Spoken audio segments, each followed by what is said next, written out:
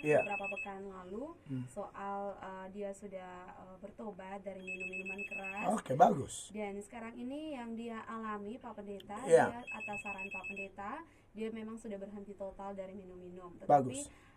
akhirnya teman-temannya ini juga menjauhi dia Pak Pendeta. Iya. Dan mereka bilang bahwa dia ini sombong, tidak mau bergaul dengan mereka. Iya. Pak Pendeta, apa yang harus saya perbuat? Iya, jadi begini, siapa lagi dia benar? Rio. Anda mantan pemabuk berat ya, dan dulu kalau mabuk kawan-kawan dukung, kawan-kawan cari ya. Pasti kalau pakai bahasa Kubang, kalau mau mabuk, weh, kasih tahu Rio dulu kan. Rio mangkali ya kuat minum, jadi kalau minum dari Rio paling enak. Tapi sekarang Rio sudah berhenti total, dan memang harus berhenti Rio ya. Karena pemabuk itu Alkitab berkata dengan jelas dalam Yesaya 5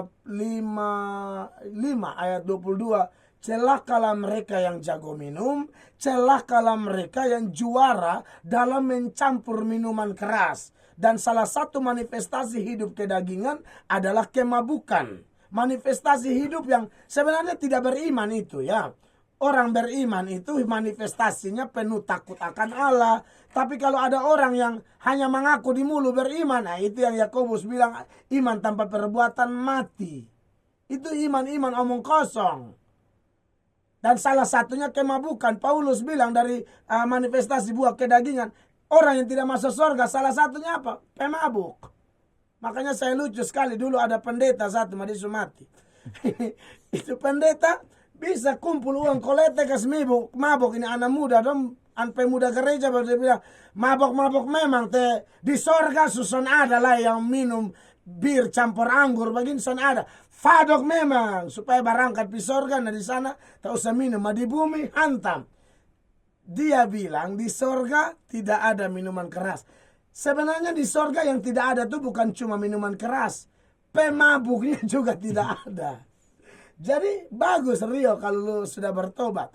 Tapi persoalannya sekarang Rio nih kehilangan teman-teman. Karena teman-teman yang dulu-dulu ya sudah tidak suka dengan dia. Nah Rio, harusnya Anda kalau alami ini, Anda justru harus bersyukur. Dasar bersyukurnya apa? Firman Allah. Karena memang Anda tuh telah dipisahkan dari dunia. Dan kalau Anda dipisahkan dari dunia, otomatis dunia membenci kamu. Makanya dalam Yohanes ya, Yohanes pasal 15 ayatnya yang ke-19, di sana diingatkan dengan jelas oleh Tuhan Yesus sendiri supaya pengikut-pengikutnya jangan kaget kalau dunia membenci kita, menjauhi kita, melihat kita kayak orang aneh. Kita jangan kaget. Perhatikan ya.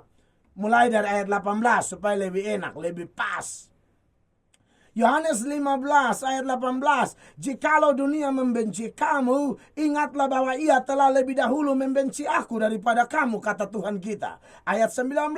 Sekiranya kamu dari dunia, tentulah dunia mengasihi kamu sebagai miliknya. Artinya begini Om Rio. Ya, dulu kalau Om Rio masih cek mabok, minum mabok, ya, dunia yang pemabok semua suka Om Rio. Karena apa? Satu merek, satu aliran, satu lifestyle, satu gaya hidup cocok.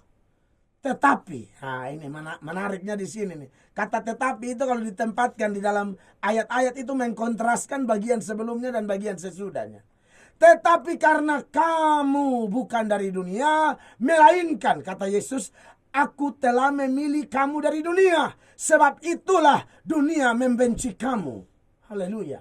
Jadi kenapa Rio mesti stres? Justru pergaulan yang lama itu pergaulan menyesatkan.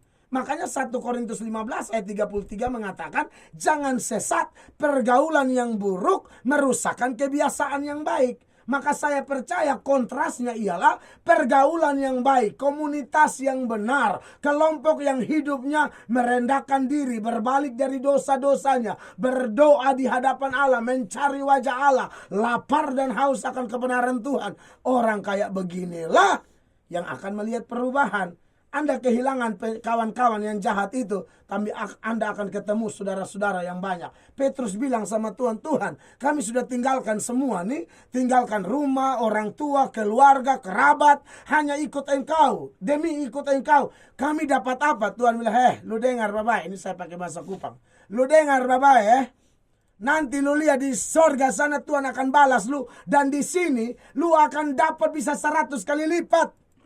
Ya, lu bisa dapat keluarga baru. Keluarga baru ini maksudnya apa? Keluarga secara rohani. Mungkin beda suku, beda ini, beda itu. Tapi dalam darah Yesus katong keluarga. Makanya saya kalau khotbah di luar Kupang, di luar NTT, bahkan sampai di luar Indonesia, ketemu orang-orang di sana.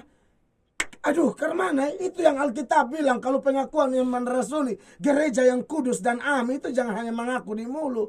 Alami. Ketemu orang-orang yang terima kita kayak anak. Rumah mereka kita tinggal. Jadi kita kayak rumah sendiri begitu. Jadi jangan takut bro.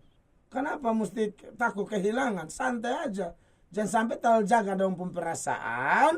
Lalu justru pertobatan kita jadi kacau balau dan tidak sedikit yang terlalu jaga manusia punya perasaan. Bukannya maju mundur. Malahan terhilang. Oleh karena itu pilihan ada pada Anda. Tapi data-data yang saya kasih mengingatkan Anda, kalau Tuhan sudah pilih kau, lebih ikut terus jalan Tuhan, jangan menoleh ke belakang. Orang yang menoleh ke belakang, Tuhan bilang, engkau tidak layak menjadi muridku. Next.